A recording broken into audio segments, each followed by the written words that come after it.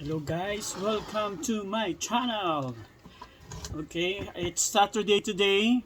Alam nyo naman is ano ngayon, free meal namin ngayon dito sa Canada. So every Saturday we just like this. Pag wala ang mga boss namin, ito ang siniserve. Ito lang po. Unlimited chicken kung gusto mo. Pero dalawang breast lang ang kinuha ko. Okay.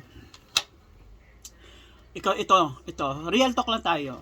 Okay, gaya ng sinabi ng iba, sa Canada daw, mahirap kasi ganito.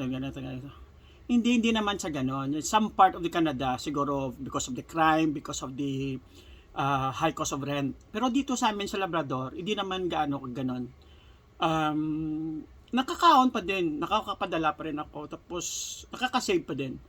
Okay, sa lahat na may utang ako dyan sa Pinas, mag-alala, magbabayad talaga ako, okay? Di naman ako ipokrito, ano, okay? So, nag-adjust pa ako, pero magbabayad talaga ako, okay? Yun lang, sa mga may utang ako dyan sa Pinas, okay? Nasa listahan ko na kayo, okay?